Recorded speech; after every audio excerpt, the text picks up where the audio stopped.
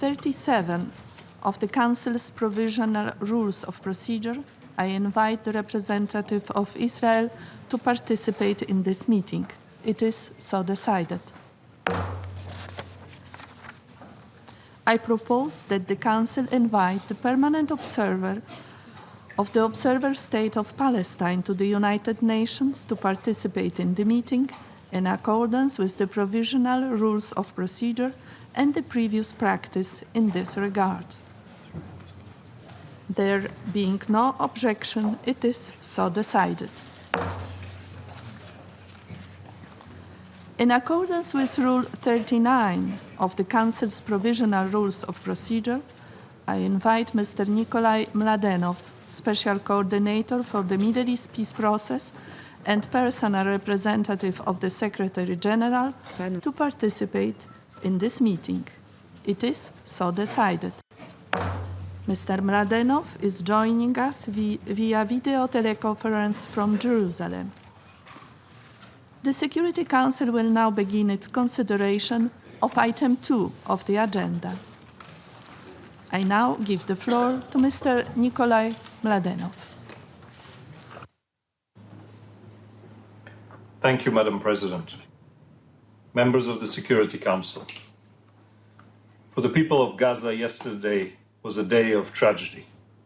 There are no other words with which to describe what actually happened. There is no justification for the killing. There is no excuse. It serves no one. It certainly does not serve the cause of peace. My heart weighs heavy today as I begin by expressing my condolences to the families of those killed yesterday and in the last 6 weeks of demonstrations in Gaza.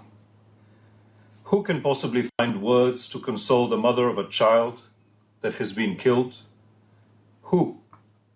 I call on all to join me today in condemning in the strongest possible terms the actions that have led to the loss of many lives in Gaza. Israel has a responsibility to calibrate its use of force, to not use lethal force except as a last resort under imminent threat of death or serious injury. It must protect its borders, but it must do so proportionally and investigate every incident that has led to a loss of human life. Hamas, which has controlled Gaza for over a decade, must not use the protests as cover to attempt to place bombs at the fence and create provocations. Its operatives must not hide among the demonstrators and risk the lives of civilians. Madam President, tens of thousands of people in Gaza have been protesting for over 6 weeks now. People who live in abject poverty, who survive in prison-like conditions, who live with no prospect for the day after. These people want their voices heard. They want a future beyond mere survival. Their leaders have failed them. The promises that they have made to them have not been delivered. And now the people are angry. But their anger, if not channeled in a constructive manner, will lead to more destruction and suffering. Whatever we may think of their motivation, we have an obligation to hear their plight. They have lived through 3 devastating conflicts. Their lives are marked by personal anguish, scarred by national tragedy, marred by daily suffering caused by leaders who use them for their own political ends. For 10 years, they have lived under the control of Hamas, separated from their families in the West Bank, isolated behind crippling Israeli closures. The cycle of violence in Gaza needs to end. And for it to end, it needs every single one of us to put their best efforts into preventing an explosion that can drag the whole region into another deadly confrontation. The international community must step in and prevent war. We need to move forward quickly and effectively on all projects that have been discussed for months and months to solve the energy, water, and health crisis of the population. We can only do this in coordination with Israel, with the Palestinian Authority, and with Egypt. But before all of that, the senseless violence needs to stop. Mr. President, yesterday an estimated 35,000 people participated in demonstrations in Gaza and hundreds in the West Bank, cities of Ramallah, Bethlehem, Hebron, Jericho, Nablus, and in East Jerusalem, all part of the Great March of Return, as well as in protest to the relocation of the US Embassy from Tel Aviv to Jerusalem.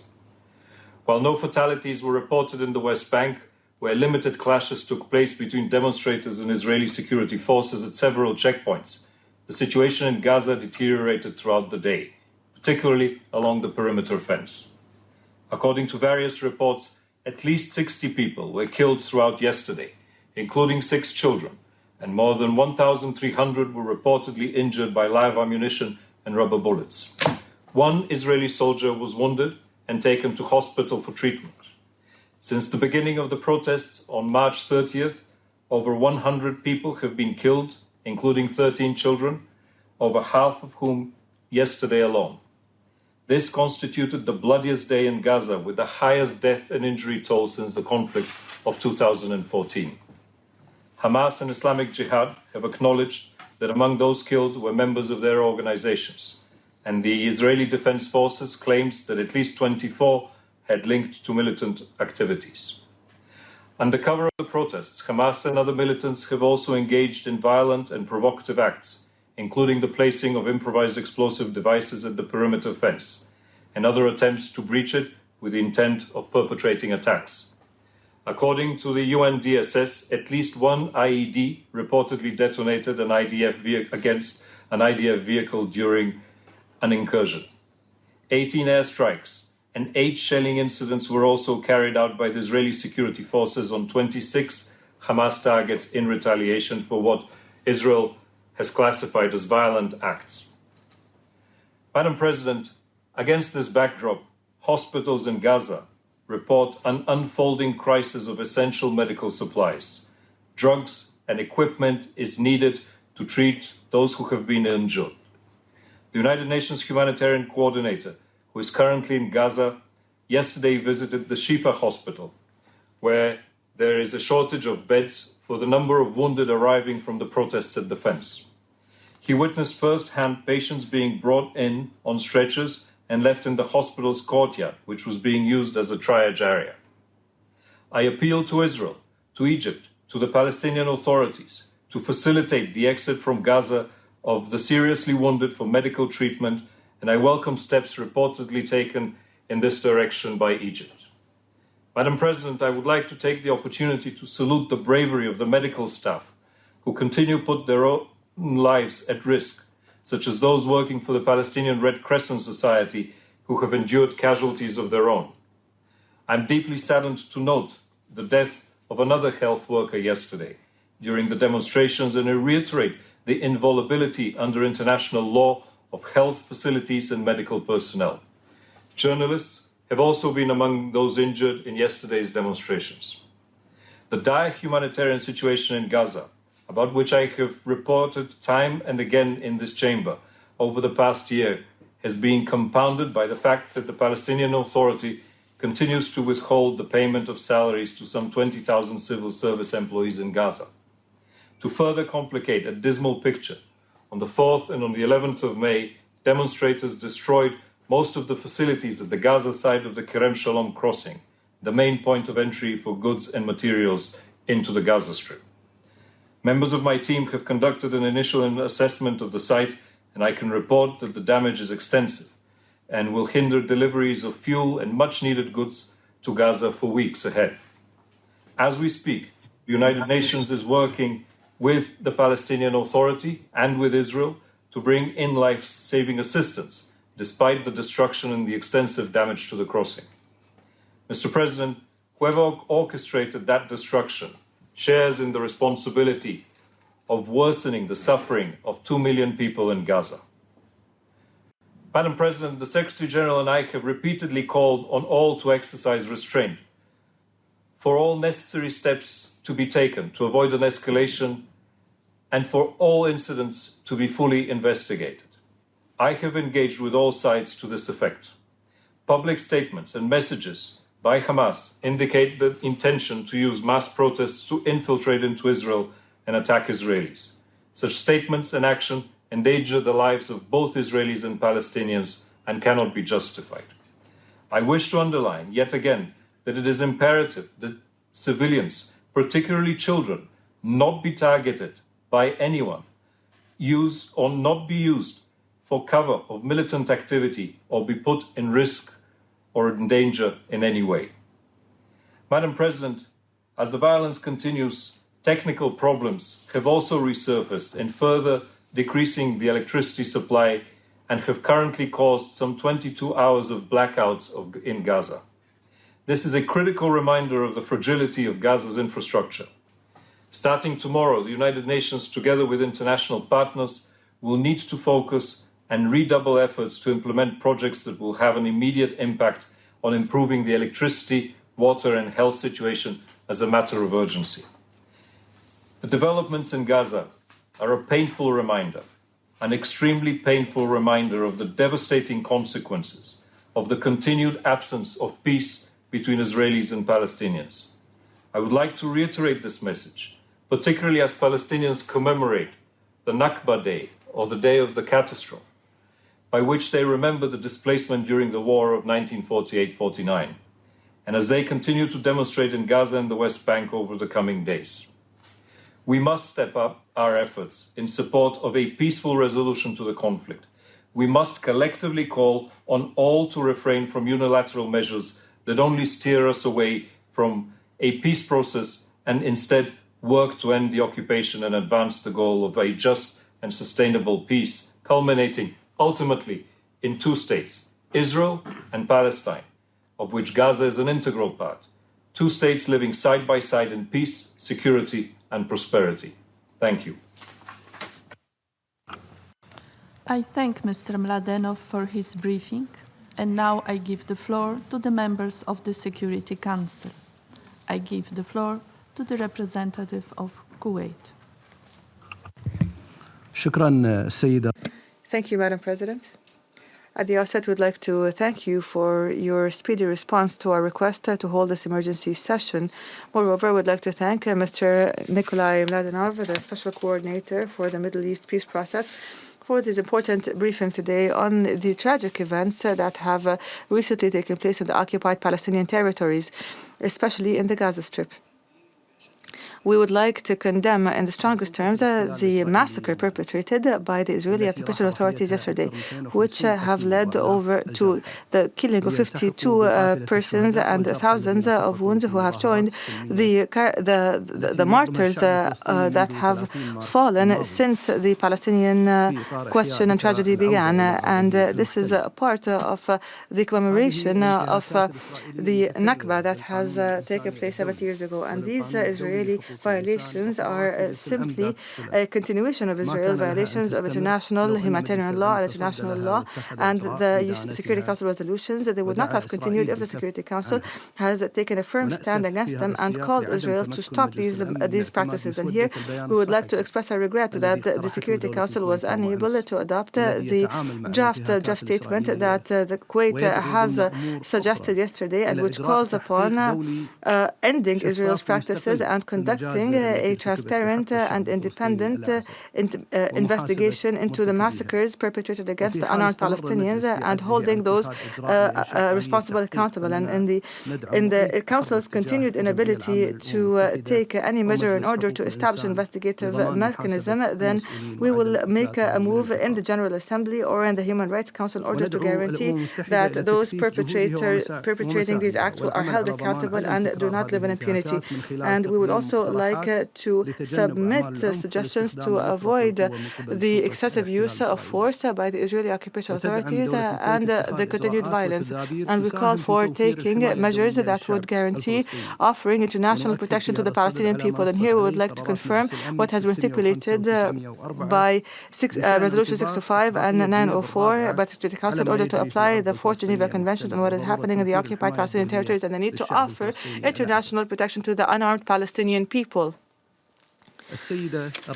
Madam President, we express our deep concern over the unilateral measures that Israel, the occupying authority, is undertaking. And these aim to change facts on the ground in the occupied territories, the most prominent of which is the continued settlement activity and the expansion of existing settlements, which are illegal and illegitimate measures that are a clear violation of Security Council resolutions, international law, and especially Resolution 2334. Moreover, transferring some diplomatic missions to Jerusalem is a clear violation of Security Council resolutions of relevance, especially resolutions 476 and 478. These resolutions consider such unilateral measures to be null and void. We would like to confirm that such measures that violate international law only serve to undermine efforts to achieve peace, deepen tensions, and cause an enraged anger, as well as push the region towards more violence, chaos, and instability. The state of Kuwait supports Palestinian demands in order to activate some international mechanisms that currently exist, such as the International Quartet, by expanding its membership to include other regional elements, provided that it remains under the aegis of the United Nations as a sponsor of the peace process. Moreover, we support all legal and peaceful measures taken by the sisterly state of Palestine at the national and international levels in order to entrench and enhance its sovereignty over Al-Quds al-Sharif and the occupied Palestinian territories. We also confirm that the peace required must start with an end to Israeli occupation that is about to complete its 51st year in a few days. And this must be based on international legitimacy resolutions, as well as the Land for Peace principle and the roadmap and the Arab Peace Initiative that was adopted by all Arab states at the Beirut Summit in the year 2002. And this must be based on Israel's withdrawal from all Palestinian, Syrian, and Lebanese territories occupied, and until the June 1967 borders, and it must also deal with all final status solutions and must lead to the enjoyment of the Palestinian people of all their political legitimate rights, including the right to self-determination, and establishing an independent state with East Jerusalem as their capital. The Palestinian people are looking to the United Nations and the Security Council to activate what this organization has taken upon itself in order to achieve the maintenance of international peace and security. Here, we would like to renew our full solidarity with the sisterly Palestinian people in order to defend their just cause and their legitimate rights, including their historic and firm rights in Jerusalem, which have been guaranteed by the relevant international resolutions. We confirm that East Jerusalem is the capital of the State of Palestine. We call on countries to recognize the State of Palestine and occupied East Jerusalem as its capital. I thank you, Madam President. I thank the representative of Kuwait for his statement, and now I give the floor to the representative of United States. Thank you, Madam President. Today's session was called to discuss the issue of violence in the Middle East. We are all concerned about violence in the Middle East. The United States deplores the loss of human life. But there is a lot of violence throughout the region, and I will note that the double standard is all too common in this chamber and working overtime today. Last week, Iranian forces attacked Israeli positions on the Golan Heights by launching rockets from Syria. This was a reckless provocation and escalation that must be stopped. It is an example of regional violence that should occupy our attention here in the Security Council. Also last week, Iranian proxy forces in Yemen launched missiles into Saudi Arabia. It was not the first time they have done it. This, too, is regional violence that should occupy our attention here in the Security Council. In recent days, Hamas terrorists, backed by Iran, have incited attacks against Israeli security forces and infrastructure. That is violence that should occupy our attention, too. The common thread in all of this is the destabilizing conduct of the Iranian regime, a regime that insists on promoting violence throughout the Middle East while depriving its own people of basic human rights. The United States welcomes a discussion of this violence in the Middle East. We welcome discussing the ways we can cooperate with each other to put an end to this violence. There is far too little discussion in the Security Council on Iran's destabilizing presence in Syria, its promotion of violence in Yemen, its support for terrorism in Gaza, and its dangerous and illegal weapons buildup in Lebanon. However, in the minds of some, today's meeting was not called to discuss any of those examples of violence in the Middle East. Today's meeting was called to discuss the violence that some suggest was connected with yesterday's opening of the United States Embassy in Jerusalem. For some people, the embassy opening is said to be a reason to engage in violence. How is that justified?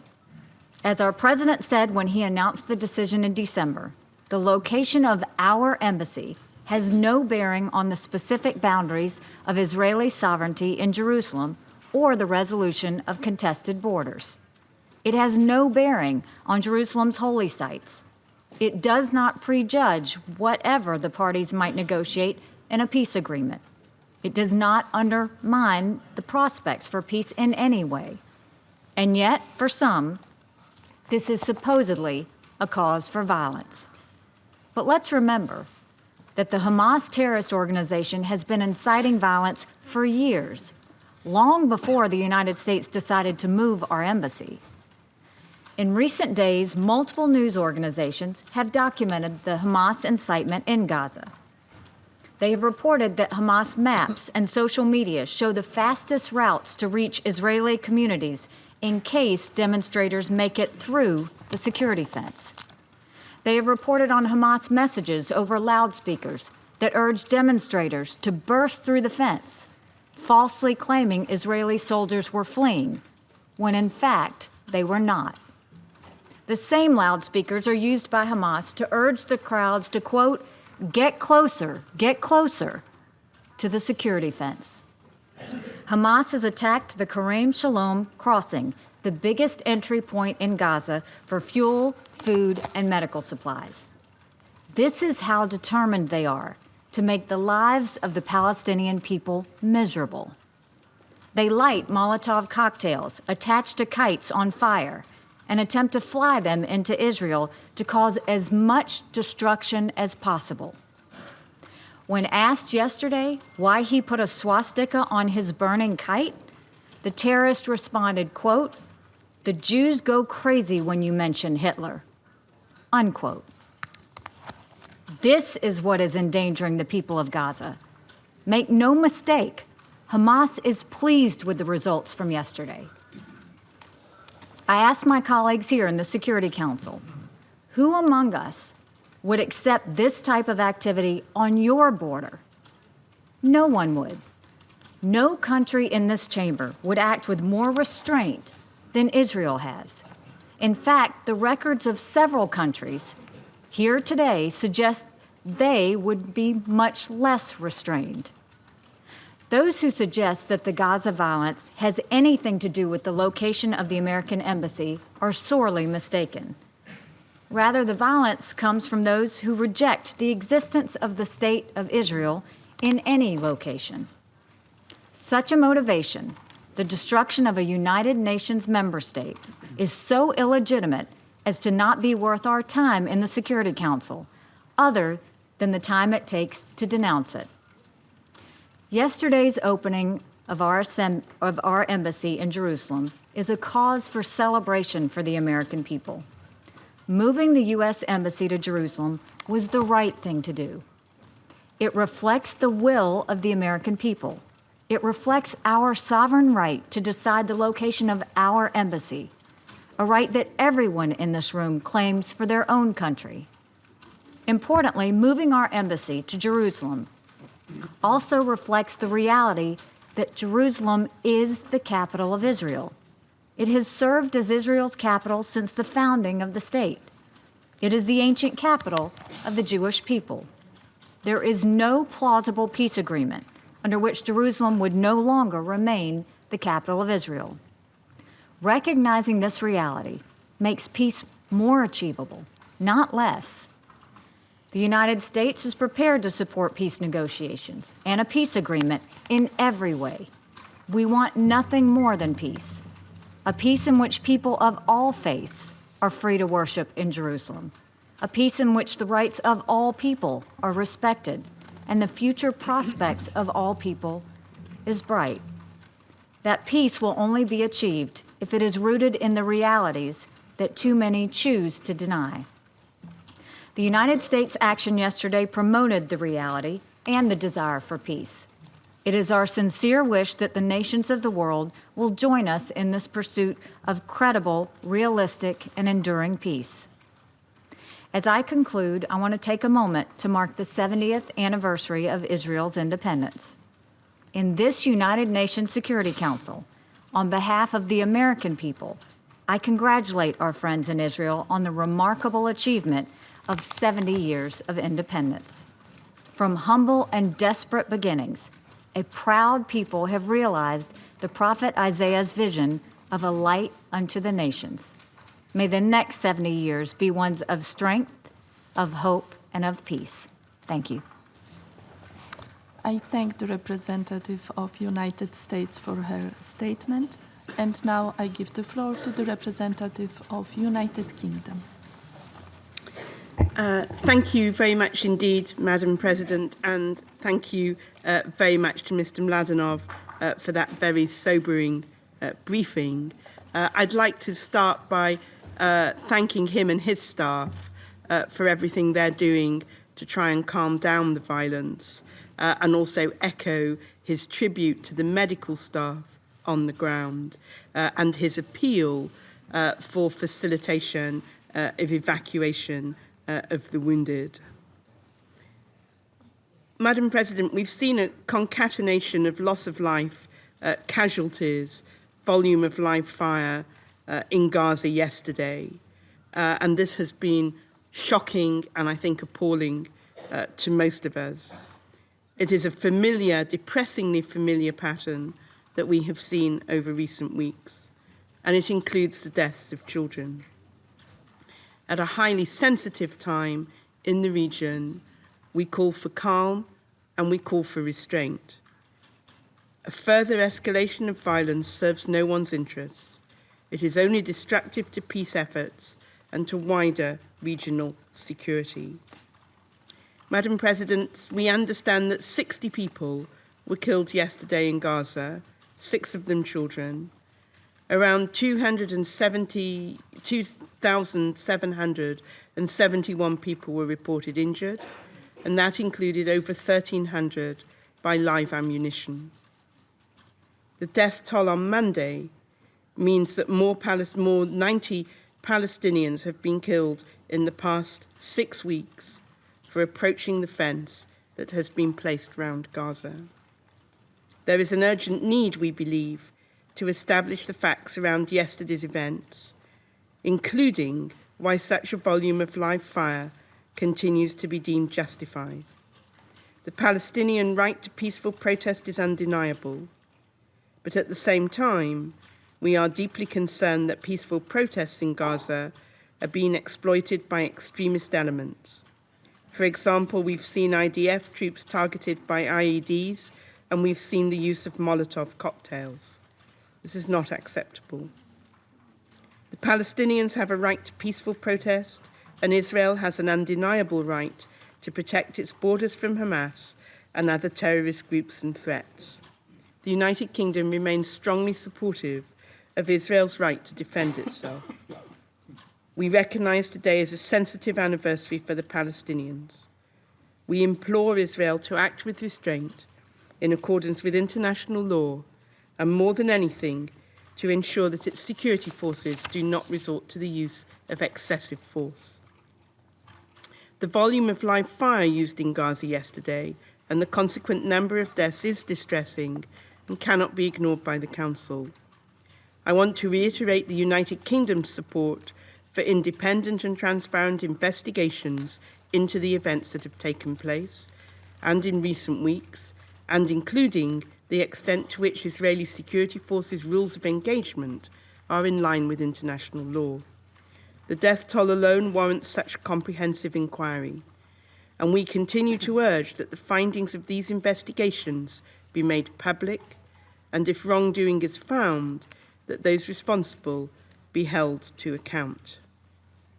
Madam President, our position on the status of Jerusalem and the move of the American embassy is well known. Our position is clear and long-standing. It should be the status of Jerusalem should be determined in a negotiated settlement between the Israelis and the Palestinians, and Jerusalem should ultimately be the shared capital of the Israeli and Palestinian states. We need to look forward and we need to work urgently towards a resolution of the long-standing issues between Israel and the Palestinian people. Like this Council, the United Kingdom is committed to a two-state solution with Jerusalem as a shared capital and to achieving peace and stability in the wider region. We see negotiations towards a two-state solution as the best way to end the occupation and to meet the national aspirations of the Jewish and Palestinian peoples. But now more than ever, Madam President, we need a political process that delivers a two-state solution. We agree with the envoy that the situation in Gaza is desperate and deteriorating, and that the international community must step up its efforts. To that end, Madam President, I'd like to close by making a request of the UN Special Coordinator for the Middle East peace process that he and his office bring forward proposals to address the situation in Gaza. These should include easing restrictions on access and movement, and it should include international support for urgent infrastructure and economic development projects. We also reiterate our support for the Egyptian-led reconciliation process and the return of the Palestinian Authority to full administration of the Gaza Strip. Thank you.